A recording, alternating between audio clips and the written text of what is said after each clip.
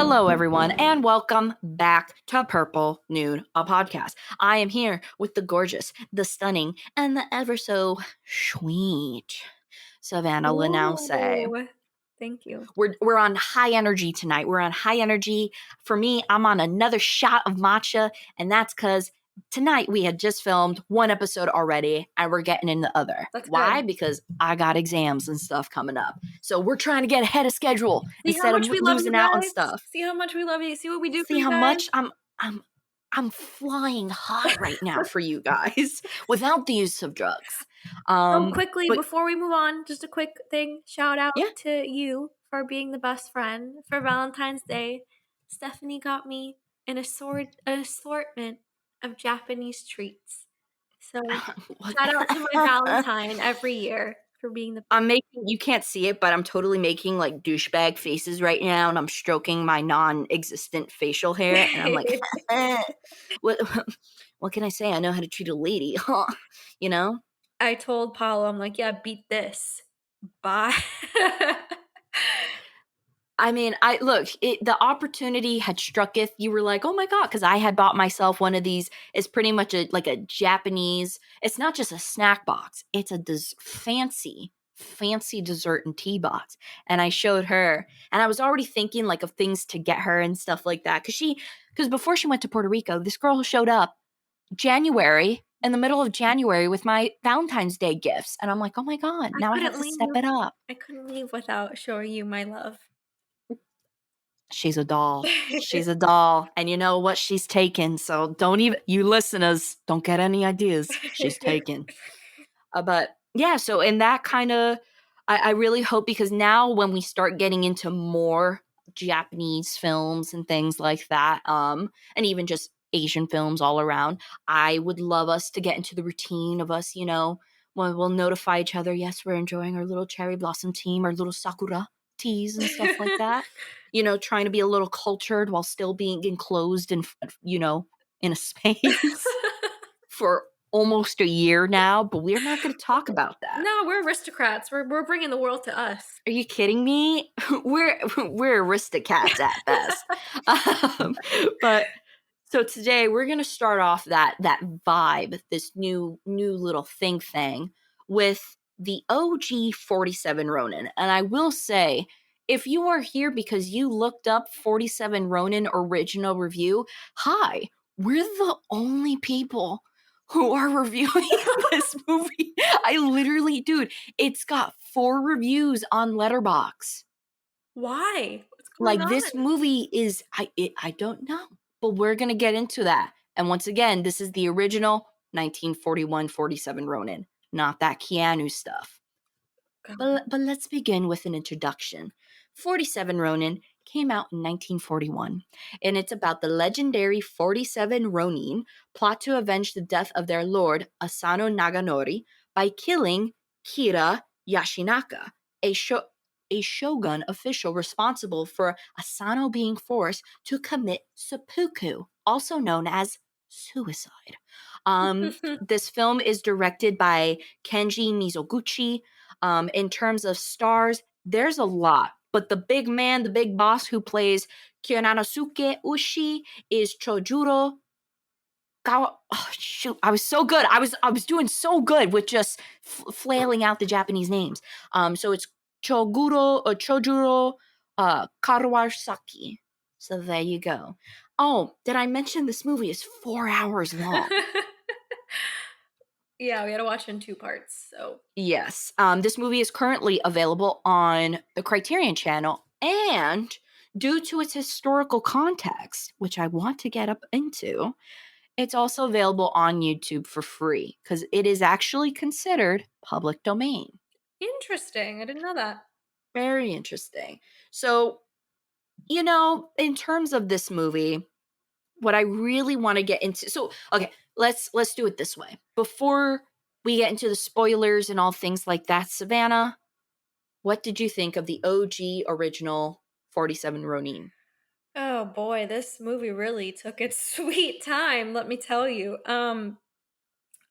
Truthfully, I think because the movie is so long, some of the positives you get are very, very realistic Diminished. performances. I can honestly say almost all the actors in the film are very good and seem very Oh, comfortable. I thought you were saying something. I retract my statement of saying diminished. I thought you were getting onto another Oh, thing. no, that's Continue. part of that's one of the negatives, so you don't get too out of yourself. You get a lot of good performances, and the movie really does not spare a detail in terms of the plot. You know every single thing. Now, for such a big event, I will say, not a lot happens. Yep. It's a lot of conversation. The movie is just conversation. If you are looking for a big fight scene or a big climax, you are not going to get one. In fact, you will probably get the opposite. So, Mm-hmm. without spoilers, if you're looking for a movie that's educational, historically accurate, good performances, gives you every single detail possible, this is it. If you're looking for excitement, this is not it. That is all I'm going to say right now. I'm gonna be straight up with you. Compared to all the other types of Japanese flicks that came out before and after this time, it's very lackluster. I definitely think you can start looking at Seven Samurai and a Okay. bunch of other, even other Mizoguchi and Akira Kurosawa films, things like that, that are going to be a lot more entertaining. However, I would not recommend this movie to the viewer. I would not recommend this movie for a person who's going, "Oh, samurai?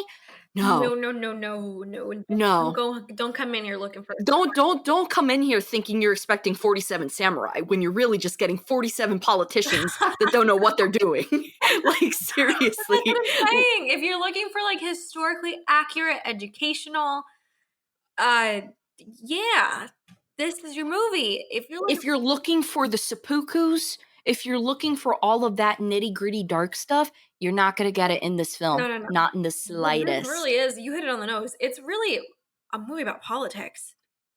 It really is just 47 politicians sitting on the floor. Like, it really is just it's just very, especially when you hear the story and you're like, "Oh my god, seppuku, harikuri." Like, you're thinking like you're gonna get some action, you're gonna get some I blood, mean, you're okay, gonna see wait. like Kill Bill style It splatter. You're started not off. gonna get It that. started off good. Something happens. It starts off like the guy dies.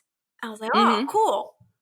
Nothing else happens for another 3 hours. I promise you, Yes. nothing else. It's So just a lot of talking.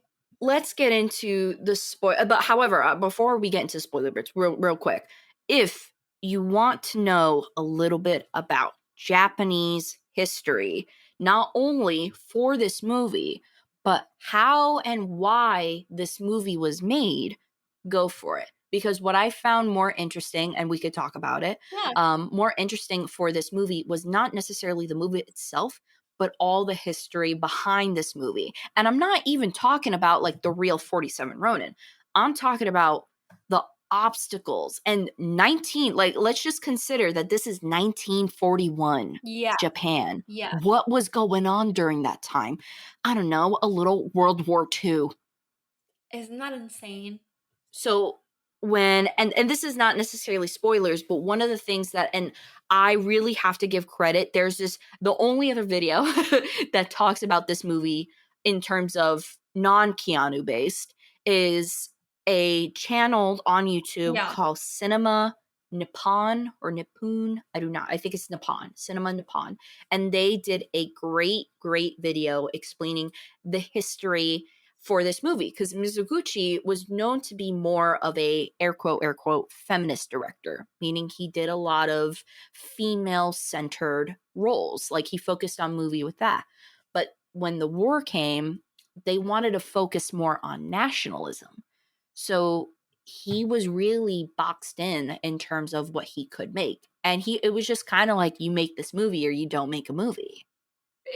I think this movie is a really interesting part of cinematic history. And I think that's why people should know about it.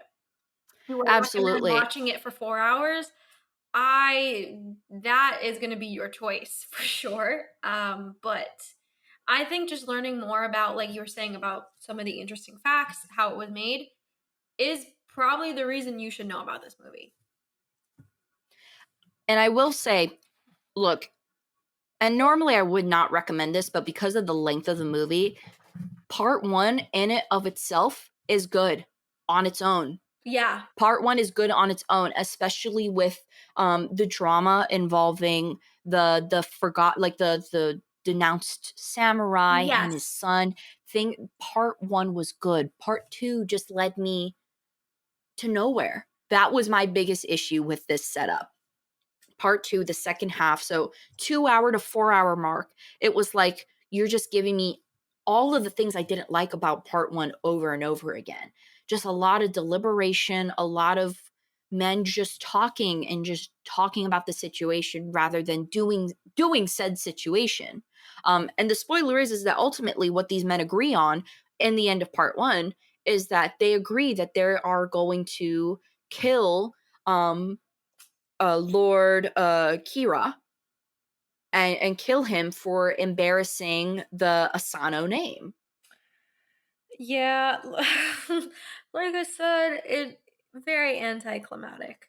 I was thinking part two was where it I was thought gonna part two was going to be the best. I I thought was it was like, gonna yeah, pick up. I we're thought we going were to gonna see some fling, fling, fling, fling, no, we some saw fighting and nothing. stuff. We saw nothing, and I was very disappointed. And yeah, I like part one a lot because there was again very very slow. I'm not gonna deny that. Like 2 hours felt like six. I'm gonna be honest. I had to stop it a few For times. sure. But For like sure. again, there were some things going on. Like you're talking about the denounced samurai, and in the first, I think 40 minutes of the movie, it's interesting because you see where they're trying to pick up, what they're trying to do. And obviously, part one's going to be interesting too because just the layout of everything. You have the characters, the history of that time, the culture. You're going to become enamored with that type of stuff. But that enamored and that like wow and appreciation is going to diminish after 30 minutes. Next, you're stuck with plot, and part one does carry a good subplot. But in terms of carrying the whole plot on its own, I hate to say it, but it does fail. Mm-hmm. Like, and it sucks because the people who have seen this movie really praise it. And I'm not saying, look, I'm not saying it's a bad movie. I No, just do not think, compared to the movies that came out around this time, it does not uphold. I think for what this movie is, it's a great slice of 1940s cinematic Japan history, but it really does fall short in compared to everything else that is available. agreed. Very, very, very much agreed. And I think also one of the biggest issue is that when you have 47 Ronin, also known as like samurai without a master, um, you can't keep up with the characters. And it's very hard to determine who is and who is not important. There were so many people. So many I characters. was I cannot tell you. Maybe I can name one or two, but I that's it. Like really, and that's why out of 47 people who are in this movie and then some, I only named the guy who plays Lord Oyoshi because he's the one who is consistent. He's the one who we establish is yes, he's the main character. He is the man who doesn't take over necessarily for Lord Asano, but kind of is like the second in command and is just trying to figure out what to do. But with that being said, he alone is not enough character to carry this entire movie. That's Absolutely why not. he only carried about an hour's worth of the movie out of the four. Yeah. He hit it on the nose for sure. And I think it's a shame because I really did like I said, he has the friend who was the rogue samurai and has come back, and ultimately his friend and like samurai, they know something is going on wrong, and so to kind of show like their loyalty and to show like that they really were just trying to do good and things like that, they kill themselves in the courtyard, like Yeah. a 14-year-old and his father, which is like whoa, that's big. And I really enjoyed watching that part and getting like I feel like that's where you really get to understand the bushido, the samurai codes and The things like that, culture for sure. and you really get to understand what it means to be a samurai or ronin in this movie. But after it just felt very lackluster. They started bringing in female characters. I didn't know who they were. I was like, whose wife are you? What are you doing? What's going on? Um, However, I do like the fact though that for 47 Ronin, I do feel like it was well balanced between male and female characters, which is pretty crazy to say considering it's a 40s film. But I was pleased with that. I felt like there was a lot of representation with women in this movie, more so than I was expecting. Because usually I feel like if a movie like this, especially if it was made by 1940s America, it would be like, shut up, get in the back, like just no wives allowed, like Yeah, boys only type of thing. yeah. And like I said, I think one of the positive things about the movie is that whenever anyone was on the screen, I thought they did a great job. I can't say I saw one bad acting or one bad actor in the film. So that's definitely a positive part about the movie. Um, And the dialogue was very good too. yes, Like the absolutely. dialogue was really well written. It was great. It came across the points. I do think, and I think because you said in the last episode that you are watching Kingdom. I want you to watch Kingdom and then come back to me, and I want you to think. Do you think, not made as a movie again because it failed once, do you think this movie could be adapted into a TV series? Absolutely. They have the characters for it. They have already a good plot. Absolutely. This should be 100%. This cannot be a movie. 4 hours is not going to fly. No. But give it like 6 hour, season where I can really start understanding certain characters, who's important, who's not, Give us while I all wanna getting know a backstory as well. That would also be good for a show, like, let us know what was going on before, give us a, a character the guy that got killed, I would like to know about him. I think this would really benefit from just more time. and like when you consider the reality is that in the end of this story, 47 samurai killed and seppuku'd this Lord Kira, as well as they all killed themselves after killing this other lord for their treachery. Yeah. Where was that? Huh? Dude, I told you. I keep saying the biggest issue with this movie is there's no resolution. Nothing Yeah. happens. And it's disappointing because that is an epic ending. And you know what's Why crazy wouldn't you want too? that, you know? Like, isn't that insane? And you know what's crazy too? And the reason why I think it could even work more as a TV show is because in reality, Lord Kira was not killed until 2 years after. They waited. They were like, no, we're not ready to strike. They plotted for 2 years. Yeah. They already had the plan and everything, but they felt like that they wanted to really take him by surprise. They waited 2 years to execute that plan. I really wish we would have saw some of that. And of course, look, I get it too because you know what? 1941, you're trying to make a Japanese nationalism film or something to deem like to help Japanese nation and to view it better. They're going to take a more modest approach than just, take out the sword and just ping, ping, ping, ping, and just start cutting off heads and things like that, you know? Yeah, but I think that's why the movie fails in a certain way. Yeah, and I also do feel like the director, considering of what, like I said, like if you look at all of his work, all of it is very female-centered work. I do think he did do well with what he was given and within the Sure. box that he was given to do those things in.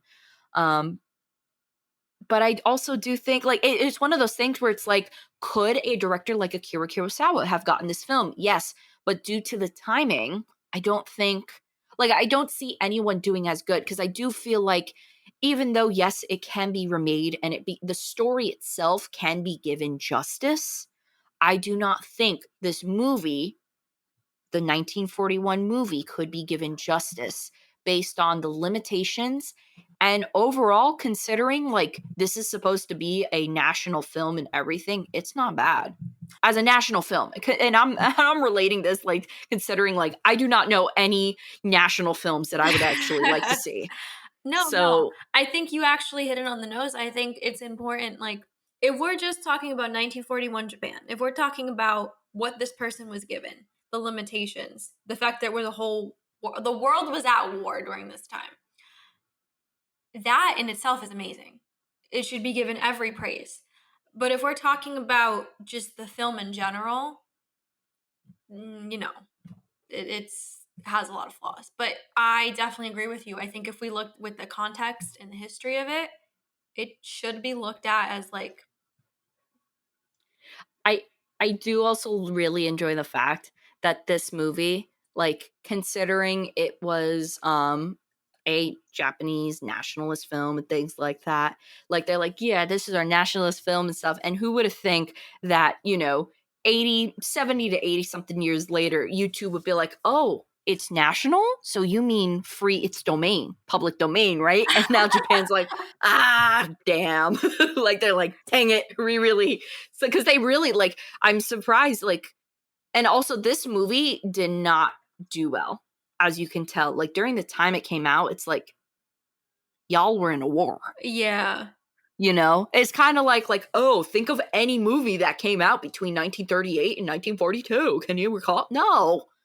People were busy fighting wars and stuff. Maybe Casablanca, but that's really it. But in terms of like any like overseas films, German cinema was not doing well at the time for the US.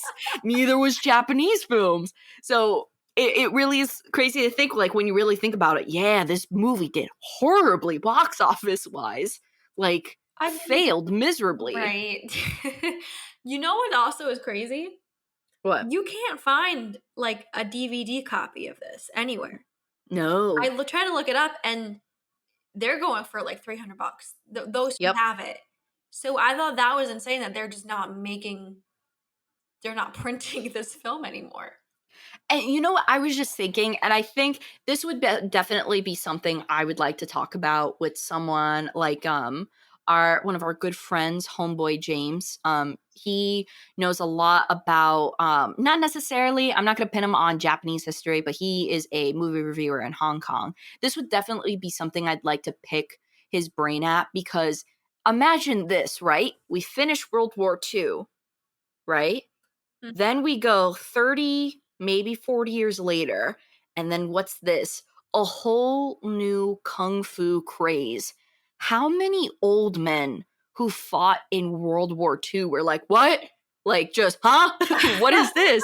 Like, I was just thinking about that. I was like, man, like, we were having issues with them, and then 30 years later, everyone's kung fu fighting,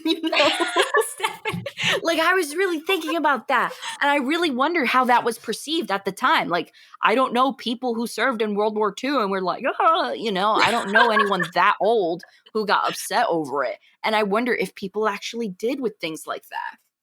Yeah. I know where you're coming from. That I never thought of it.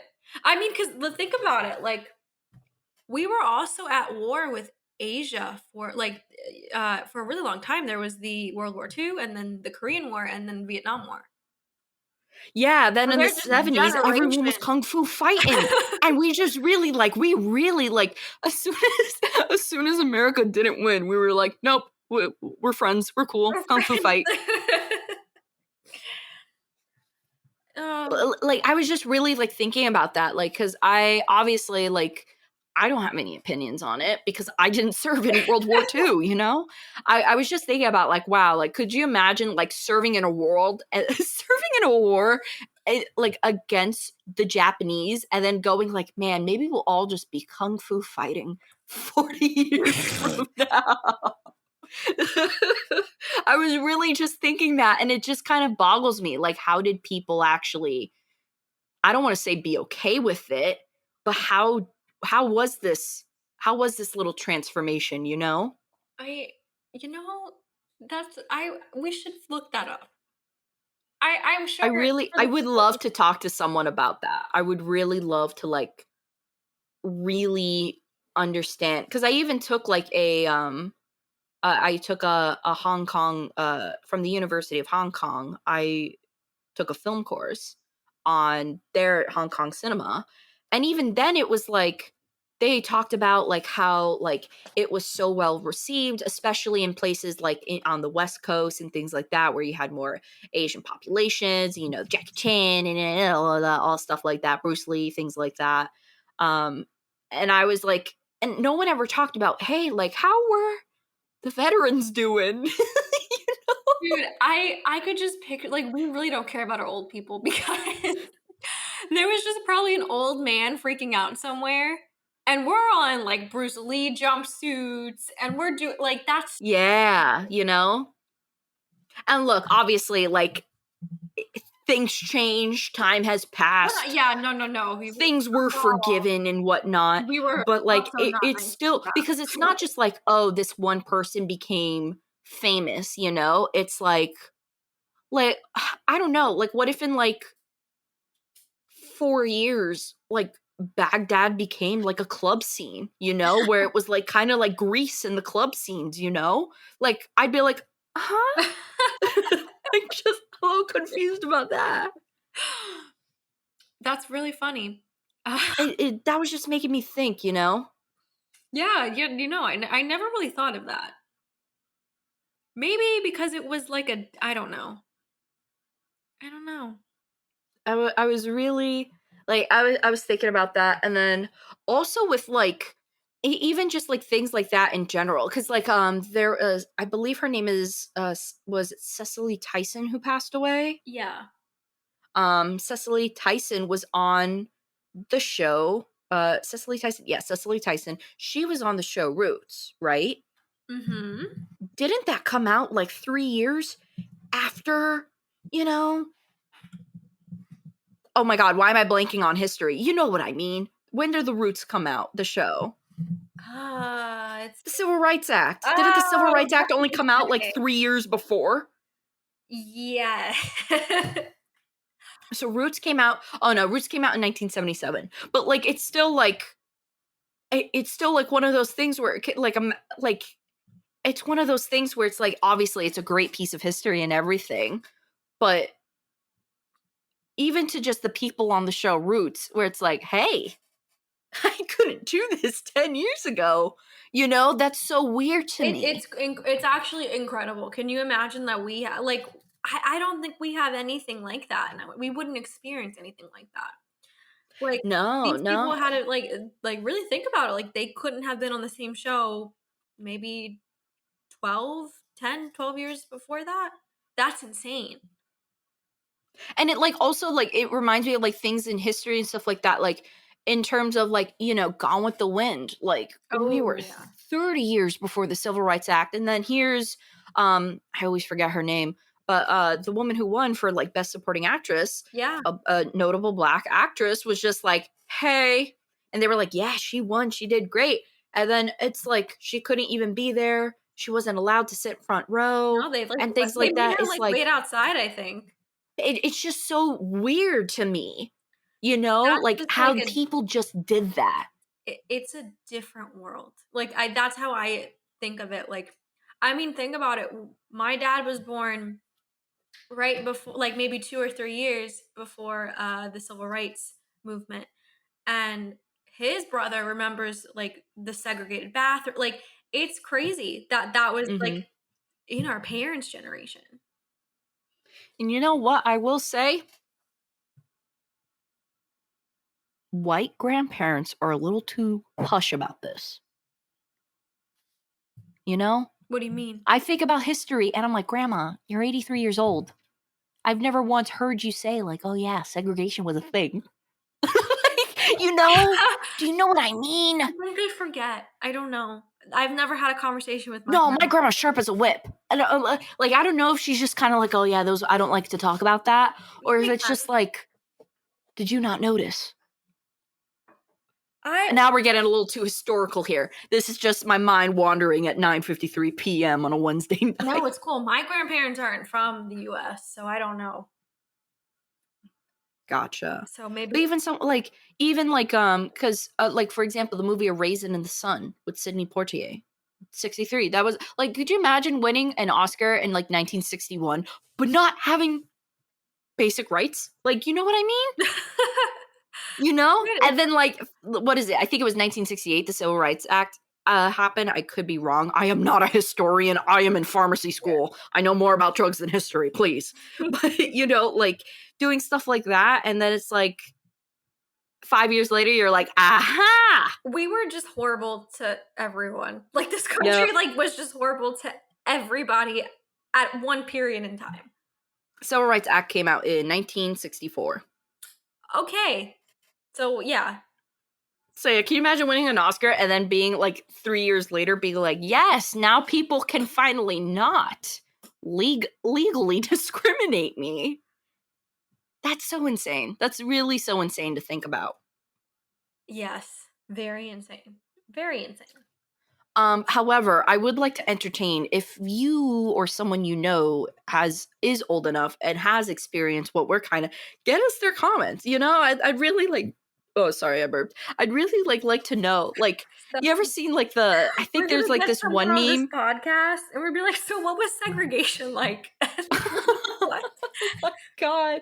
No, and like not to sound like out of, like I hate to say it, not to sound out of touch, but it's really just something that is not It's taught, I you mean, know? we did not live in a world where, and thank God for that, like where there was segregation. So obviously, I think we're going to be naturally curious on like, what was that really like? Because I think, we know from pictures and textbooks, but like to get it And firsthand would be really interesting. yeah, and you and me are like we're young to the point where even like, even though like gay rights and stuff like that was only like gay marriage and everything was only a thing that happened about 10 years ago in some states, it still doesn't feel like it's a thing, you know? Yeah, yeah, yeah. It's just so different. It's so weird and mind-boggling. But if you have any stories of that, like Yeah. have you ever seen those YouTube videos where it's like, oh yeah, my 94-year-old grandmother who was in a concentration camp met up with a former Nazi, and I'm like, how are you guys doing this? Yeah, how are dude? All right, you know what I would like to actually talk to somebody about? This is getting a little off topic. I read somewhere that there are a good percentage of the German population is related to a Nazi. Well, I mean, yeah. And I would like to talk to somebody and see how they feel about that. Like I Oh, couldn't imagine being like, "Oh, my dad or my grandfather was like Nazi." And well, no one says that. No one well, I says mean, if that. if if they were asked, I'd be like, "Hey, no judgment. I mean, a little judgment, but are you related to, and can you tell me how because I just think that's like a very unique, and obviously like the grandkids, it's not their fault, like I'm not going to shame them for their grandpa's choices, Yeah. but I would still like to be like, how does that impact you? How do you feel about that? Is that The something? only like like World War story that I have was like my grandma, my grandma Louise, who I've actually done a podcast episode with, and you should definitely check it out because Love she's quite the her. character.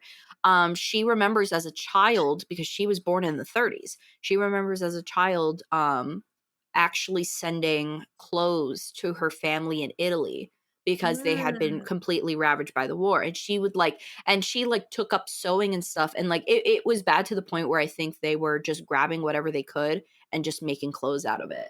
So like curtains, blankets, whatever they could do. that's really interesting. My grandma, she was in Italy during the war, and she has the most like horrific stories of like the things she saw.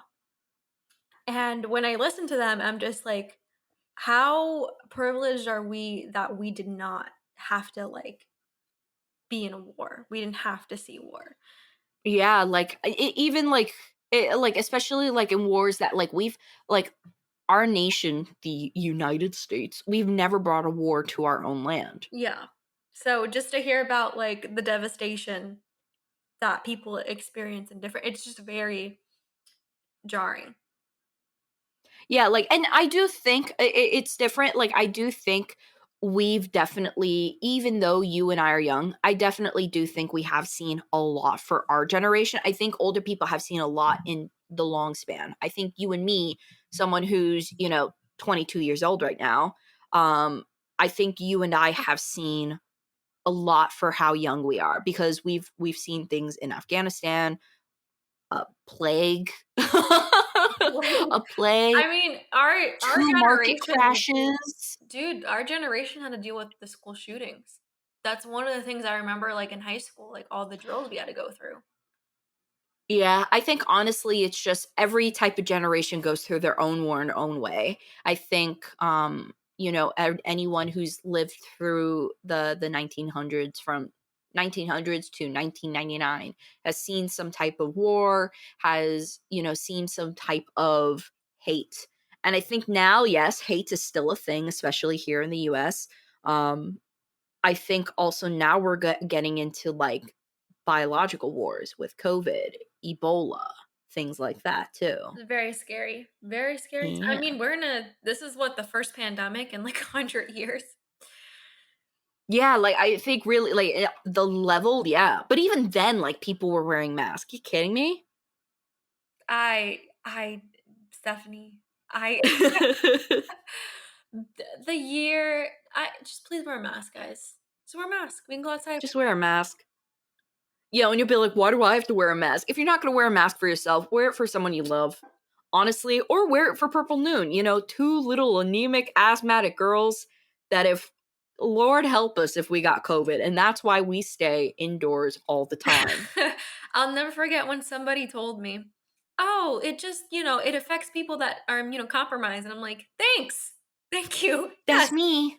That's me. So please protect. You don't know what the other person's health issues are. Please protect each other." Like when people are like, "Oh, but I'm gonna be okay," like, and I hang out with healthy people, like people our age, and they say that to me, and I'm like, "Homie, I've had tumors. Like, you don't know what you're talking about."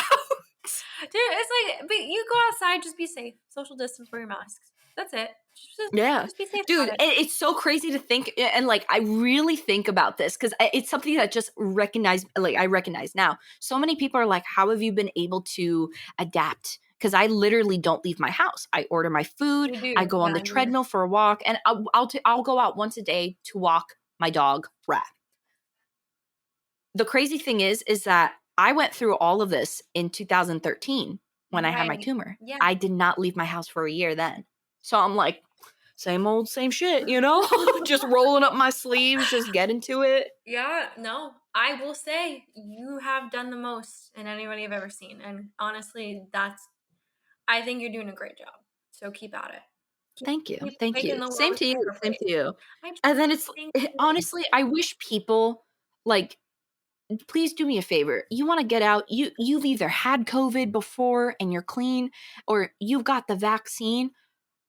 Have like a little COVID card on you. That would make me feel so much comfy if you're not going to wear a mask. I mean, I still wish you wore a mask, but if you're like, "Oh no, I'm going to go to SeaWorld," I'm going to be like, "Why are you doing that?" And like you take out a little card that's like, "I've been vaccinated," or "I have had COVID before." I'd be like, "Carry on." yeah, no, I just feel like, look, do what you want to do, just wear a mask and just stay away from other people.